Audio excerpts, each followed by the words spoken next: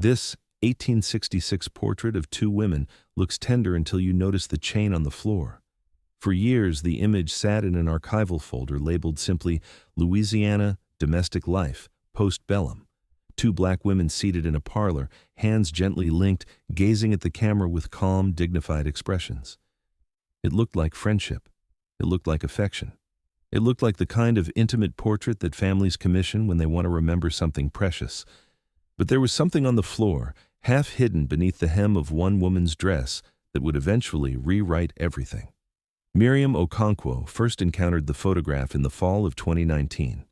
She was a collections specialist at a regional history museum in New Orleans, tasked with digitizing a backlog of images that had been donated decades earlier and never properly cataloged. The work was slow, methodical, and usually unremarkable. Thousands of photographs passed through her hands each year, portraits of white families posing with heirloom furniture, storefronts, cotton fields.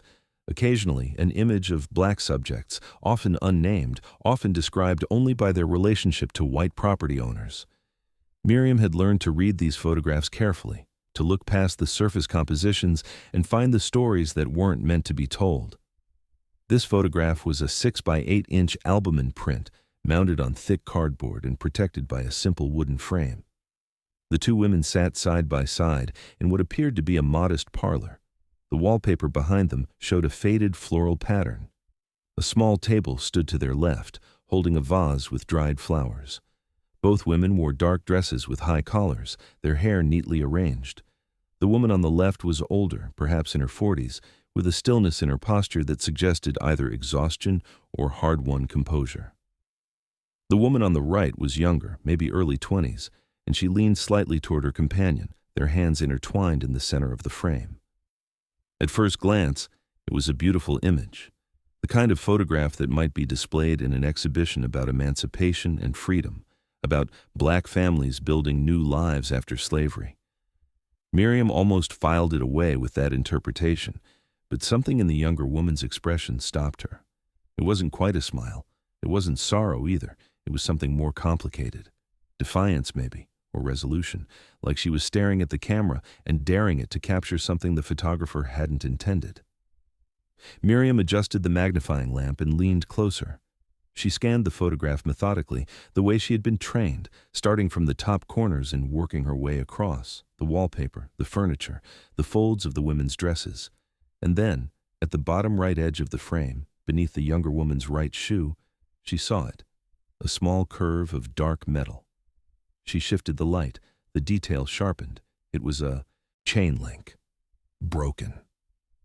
One end twisted open, the other still looped in an incomplete circle. The younger woman's foot rested on top of it, her shoe positioned as if to press it into the floor, to hold it in place, or perhaps to hide it from casual view.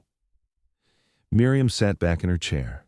She had seen images of slavery before, photographs of people in chains, of auction blocks, of scarred backs. But this was different. This was 1866, dated by the photographer's stamp on the back of the cardboard mount. The war was over. Slavery was abolished. There should have been no chains. And yet, here was this broken link, deliberately placed, deliberately half-concealed, in what was supposed to be a portrait of two free women. She reached for her notebook and began to write. This was not just a pretty old photograph. Something here was deeply intentionally wrong. In her 15 years of collections work, Miriam had developed a reputation for patience. Her colleagues joked that she could spend a week with a single image if she thought it had something to say. She had studied visual culture in graduate school, written her thesis on the coded messages in antebellum daguerreotypes of enslaved people, and spent years learning to recognize the subtle signs of resistance and agency that photographers sometimes captured, whether they meant to or not. But this photograph presented a different kind of puzzle. It wasn't a hidden message in a gesture or a facial expression. It was a physical object, placed deliberately in the frame and then almost but not quite concealed. She carefully removed the photograph from its frame, noting the small pencil marks on the back of the cardboard. There were initials, LB, and a date, June 1866. Below that, someone had written in faded ink, R. Fontenot Studio, Opelousas. and in different handwriting, newer, probably from the 20th century, 2 words, sisters, possibly. The next morning, Miriam began her research. The Fontenot studio was easy enough to trace. Raymond Fontenot had been a portrait photographer working in Opelousas, Louisiana, from 1858 to 1879. He had operated out of a small storefront on the main square, serving the local planter class and, after the war, a more diverse clientele. His surviving work showed a standard commercial style, competent but unremarkable. There was nothing in his biography to suggest any particular sympathy for black subjects, but there was nothing to suggest hostility either. He was a businessman, taking photographs of whoever could pay. The initials LB were harder to pin down. The donation records for this collection were sparse. The photographs had been given to the museum in 1974 by the estate of a white family named Broussard, who had lived in the Opelousas area for generations. The family had made their money in sugar, which meant, almost certainly, that they had made their money through the labor of enslaved people. Miriam searched through census records, property registries, and parish archives, looking for connections between the Broussards, the 2 women in the photograph, and anyone with the initials LB. After 3 weeks, she found a lead. The 1860 census for St. Landry Parish listed a Louis Broussard as the owner of a mid-sized sugar plantation called Belle Rive. His household included his wife, 3 children, and 17 enslaved people, enumerated on a separate schedule without surnames or full ages. Among them were 2 females listed simply as Mulatto Woman, 34, and Mulatto Girl, 12. The ages and general descriptions could fit the women in the photograph if you allowed for 6 years of aging and the rough estimates that census takers often used. But what caught Miriam's attention was a document from 1866, filed in the St. Landry Parish Courthouse. It was an apprenticeship contract, signed 3 months after Lee's surrender at Appomattox. The contract bound a young woman named Celeste, described as a freedwoman formerly belonging to Louis Broussard, to a term of service in the Broussard household. The term was 10 years. The wages were room and board. The conditions, spelled out in dense legal language, required Celeste to remain on the property, to perform domestic labor, and to conduct herself with proper obedience and respect. If she violated any terms, she could be returned to the custody of the parish sheriff and reassigned to another employer at the court's discretion. Miriam had seen contracts like this before. In the months after emancipation, Louisiana and other southern states had passed a series of laws known as Black Codes, designed to control the labor and movement of newly freed people. One of the most insidious provisions was the apprenticeship system, which allowed courts to bind black children and young adults to white employers, sometimes their former enslavers, under contracts that looked like employment but functioned like slavery. The contracts were often signed under duress or without the subject's knowledge. They could be transferred, sold, or extended by local magistrates who were themselves former slaveholders. The word apprenticeship made it sound like training, like a path toward independence. But the reality was forced labor, enforced by law, backed by the threat of imprisonment or violence. And if Celeste was the younger woman in the photograph, then the broken chain link beneath her shoe took on a terrible new meaning. Miriam needed more than records to understand what she was seeing. She reached out to Dr. Evelyn Dubose, a historian at a university in Baton Rouge who had spent her career studying post-emancipation labor systems in Louisiana. When Miriam showed her the photograph and the apprenticeship contract, Evelyn was quiet for a long time. "This is one of the clearest visual records I've seen," Evelyn said finally. "Most of the time, the apprenticeship system is invisible. It's buried in courthouse files. It's not something people photographed. But this is someone saying, look at what they did to us." Evelyn explained the context. After the 13th Amendment abolished slavery in 1865, white Southerners faced a crisis. Their economy depended on black labor, but they no longer had legal ownership over black bodies. The Black Codes were their solution, a web of laws that criminalized unemployment, vagrancy, and freedom of movement for black people, and that created mechanisms to coerce labor without calling it slavery. Apprenticeship was one of the cruelest tools because it specifically targeted young people. A black child could be declared an orphan even if their parents were alive, if a court decided the parents were unable to provide adequate support. That child could then be assigned to a white employer, often the same family that had enslaved them before the war. The contracts were written to look legal, Evelyn said. They used the language of indenture, of training, of mutual benefit. But the reality was that thousands of black children and young adults were re-enslaved under these contracts, sometimes for decades. They were beaten, starved, worked to exhaustion. And if they tried to leave, they were arrested and returned. Or worse, Miriam asked about the chain. Why would someone put a broken chain link in a portrait? Evelyn considered the question carefully. You have to remember that photography was expensive and rare. Having your portrait taken was an event, a statement. If these women chose to include that chain, or if the photographer included it at their request, they were leaving evidence. They were saying, "This is what freedom looks like for us. We are free in name only. The chain is broken, but we are still bound." There was another possibility, Evelyn added. The chain could have been a symbol of resistance, of defiance. The younger woman's foot was pressing down on it, claiming it, refusing to let it be hidden. In that reading, the photograph was not just evidence of oppression, but also a declaration. We know what you did, and we will not let you forget. The identity of the older woman was harder to establish. The census records from 1860 listed a mulatto woman, 34, in the Broussard household, but no name.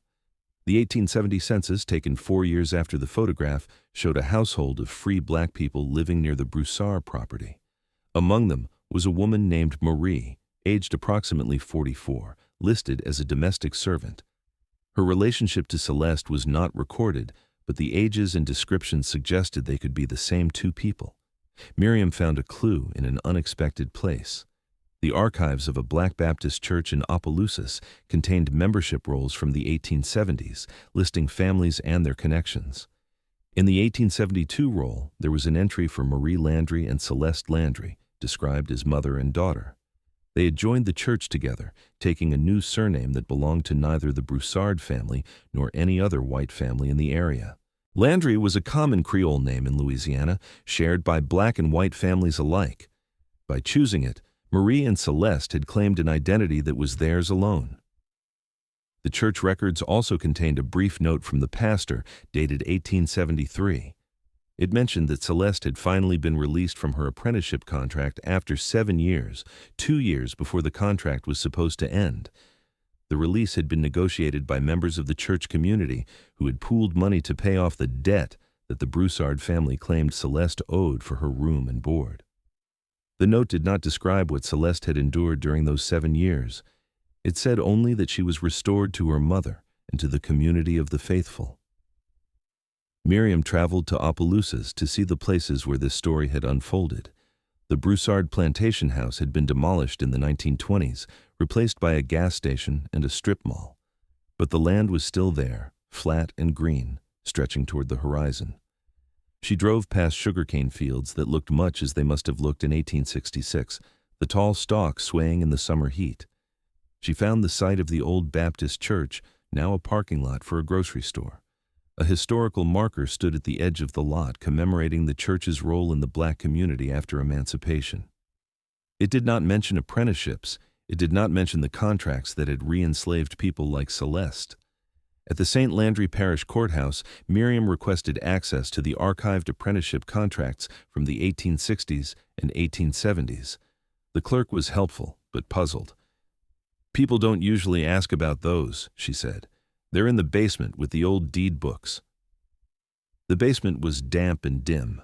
The contracts were bound in heavy leather volumes, hundreds of them, page after page of legal language binding black children and young adults to white employers. Miriam found Celeste's contract easily enough, but she also found dozens of others, a whole generation of young people whose freedom had been stolen by a system that called itself law. One contract, dated 1867, bound a boy named Isaac, aged 9, to a farm in the northern part of the parish. His crime, according to the contract, was vagrancy. His parents had been unable to prove that they could support him financially, so the court had declared him an orphan and assigned him to a white farmer for a term of 12 years.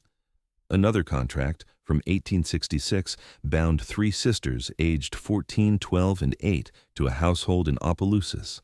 The contract noted that they would receive instruction in domestic economy, which meant they would cook, clean, and care for the white family's children. If they misbehaved, the contract authorized physical discipline. If they ran away, they would be arrested and returned. Miriam photographed as many contracts as she could. When she returned to New Orleans, she began to assemble a fuller picture of the system that had entrapped Celeste and thousands of others. She consulted with legal historians who explained how the black codes had been designed to circumvent the 13th Amendment, which abolished slavery except as punishment for a crime. By criminalizing ordinary behavior, by declaring children orphans, by creating debts that could never be repaid, white Southerners had found ways to maintain control over black labor for decades after emancipation. Dr. DuBose introduced her to Marcus Washington, a genealogist who specialized in tracing the descendants of enslaved and apprenticed people in Louisiana. Marcus had spent years building databases of names, contracts, and census records, trying to reconnect families that had been separated by the apprenticeship system. When Miriam showed him Celeste's contract in the church records, he grew very still. "I know this family," he said, "the Landrys. I've been looking for them for years." Marcus explained that one of his own ancestors had been apprenticed under a similar contract in a neighboring parish. He had begun his research as a personal project, trying to understand his own family history, but had discovered that the apprenticeship system was far more extensive and more brutal than most historians had acknowledged. "This photograph," he said, holding the image up to the light, "this is proof. This is what they did to us, and this is how our ancestors survived." Together, Miriam, Evelyn, and Marcus began to trace the descendants of Marie and Celeste Landry. The search led them through decades of records, through marriages and migrations, through the Great Migration that carried millions of black Southerners to cities in the North and West. They found Celeste's granddaughter, Henrietta, who had moved to Chicago in 1918 and worked as a seamstress until her death in 1962. They found Henrietta's son, James, who had served in World War II and returned to open a barbershop on the South Side. And they found James's daughter, Lorraine, now 82 years old, living in a retirement community in Oak Park, Illinois. Miriam wrote to Lorraine, explaining who she was and what she had found. 2 weeks later, Lorraine called her. "My grandmother used to talk about Louisiana," Lorraine said, her voice thin but steady over the phone. "She said her mother and grandmother had been kept in something like slavery, even after the war.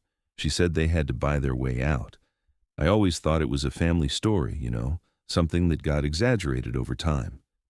But you're saying it was real." Miriam told her about the photograph, the contract, the chain. She asked if Lorraine would be willing to see the image. "Send it to me," Lorraine said. "I want to see their faces." When Miriam returned to the museum with her findings, she expected interest. She hoped for support. What she encountered instead was caution.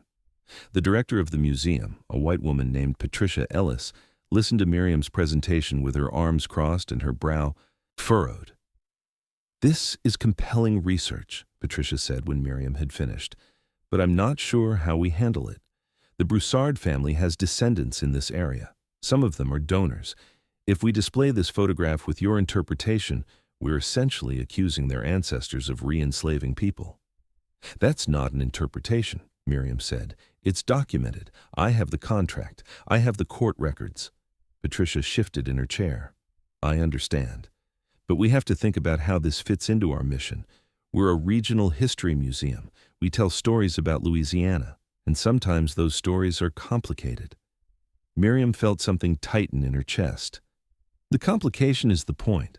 We've been telling a sanitized version of this story for decades. We have photographs in our collection that show black families after emancipation, and we label them as freedom and new beginnings. But this photograph shows that freedom was not given freely. It was stolen back piece by piece through laws that our institutions upheld. If we don't tell that truth, we're complicit in the lie." The conversation ended without resolution. Patricia said she would discuss the matter with the board. In the meantime, she asked Miriam to continue her research, but to avoid making any public statements. Miriam waited. Weeks passed. She heard nothing from the board. She began to suspect that the museum was hoping the matter would simply fade away, that she would move on to other projects, and the photograph would return to its archival folder, labeled Louisiana Domestic Life, Postbellum, its secrets intact. But Miriam could not let it go. She thought about Celeste, pressing her foot down on that broken chain, looking at the camera with that expression of quiet defiance. She thought about Marie, sitting beside her daughter, their hands linked in the only kind of solidarity they could claim. She thought about Lorraine, 82 years old, learning for the first time that her family's oral history was not exaggeration, but truth. She began to write. Not a formal report for the museum, but an article for a journal of public history. She reached out to Evelyn and Marcus, inviting them to co-author the piece. She contacted Lorraine, who agreed to be interviewed and to provide a statement from the family. She gathered the photographs of the contracts she had found in the courthouse basement, and she submitted the article with a title that made the stakes clear. Apprenticed in name only, Visual Evidence of Post-Emancipation Bondage in Louisiana. The article was published 6 months later. It drew immediate attention, not just from historians, but from journalists, educators, and activists. A reporter from a New Orleans newspaper contacted the museum asking for comment. Patricia Ellis declined to be interviewed, but the story ran anyway, featuring the photograph and Miriam's research prominently. The backlash came quickly. Some of the Broussard descendants wrote letters to the museum demanding that the photograph be removed from any public display. A state legislator accused the museum of promoting a divisive narrative. But there was also support. Local community groups organized a viewing of the photograph, hosted by a Black History Center in New Orleans. Schools requested educational materials about the apprenticeship system, and Lorraine flew down from Illinois to see the photograph in person for the first time. She stood in front of the image for nearly half an hour. Miriam stood beside her, not speaking, letting Lorraine have her time. "That's my great-grandmother," Lorraine said finally, pointing to Celeste. "And that's my great-great-grandmother?" She touched the glass gently, her fingers hovering over the intertwined hands. "They survived. They got out. They had families. And now I'm standing here, looking at them, knowing what they went through." She turned to Miriam. "Thank you. Thank you for not letting them be forgotten." The museum board met again a month later. This time the discussion was different. The publicity had changed the calculus. Donors had expressed concern, yes, but other donors, younger donors, community foundations, had expressed even stronger concern about the museum's initial silence. Patricia Ellis proposed a compromise. The photograph would be displayed in a special exhibition about the realities of Reconstruction, with full documentation of Miriam's research and a statement from the Landry family. Miriam agreed, with one condition. The exhibition would not present the photograph as an isolated case. It would include information about the broader apprenticeship system, about the thousands of other contracts, about the generation of Black children whose freedom was stolen by law. It would name the system for what it was, a continuation of slavery by other means. The exhibition opened the following spring. The centerpiece was the photograph of Marie and Celeste Landry, enlarged and mounted behind glass. Beside it was a reproduction of Celeste's apprenticeship contract, the legal language annotated to explain what each clause actually meant. On the opposite wall was a map of St. Landry Parish, with dots marking the locations of plantations and households that had held apprenticed workers. The dots covered nearly the entire map. Visitors came by the hundreds. Many stood in front of the photograph for a long time, just as Lorraine had. A retired schoolteacher from Baton Rouge told Miriam that she had never learned about the apprenticeship system in her training, and now she intended to teach her grandchildren. A young Black man from New Orleans said that his grandmother had always told him their family had been kept by a white family after slavery, and he had never understood what she meant until now. Lorraine attended the opening. She spoke briefly, thanking the museum for telling her family's story and urging the audience to look at their own family. Photographs with new eyes. "You never know what you might find," she said. "You never know whose truth is waiting to be seen." The photograph of Marie and Celeste Landry now hangs in the permanent collection of the museum with a new label that tells the truth. It describes the women by name. It explains the apprenticeship system, and it draws attention to the broken chain link beneath Celeste's shoe, that small, deliberate symbol of defiance that almost disappeared into history. But there is a sense, among those who have studied this photograph most closely, that the chain was never meant to be hidden. It was placed where it could be found. It was evidence left by two women who had no other way to speak against the system that bound them. And now, more than a century and a half later, that evidence has finally been heard. Every old photograph is a kind of argument. It presents a version of reality, framed and composed by the person holding the camera, shaped by the expectations of the era. The portraits that survive in museum collections and family albums tend to show respectability, dignity, order. They were made to be admired, preserved, inherited. But sometimes, if you look closely, you can find the cracks in the composition. A hand positioned strangely, a background detail that doesn't belong, a face that refuses to smile. The photograph of Marie and Celeste Landry is not unique. There are other photographs from this era that hide similar stories, other images where the staging reveals more than it conceals. In one photograph from Georgia, a black child stands beside a white child of the same age, their hands linked in apparent friendship. But the black child is barefoot, and there's a key hanging from the white child's belt. In another photograph from Virginia, a young black woman is posed in a kitchen, surrounded by gleaming pots and pans. But if you look at her hands, you can see the calluses, the burns, the marks of labor that no amount of staging could hide. These photographs are evidence, they are testimony, they are windows into a world that polite history has tried to close. And every time someone pauses to look closer, to ask questions, to follow the research wherever it leads, that window opens a little wider. Celeste Landry pressed her foot down on a broken chain link in June 1866. She looked at the camera, and she dared it to see her truth. It took more than 150 years, but finally, someone did.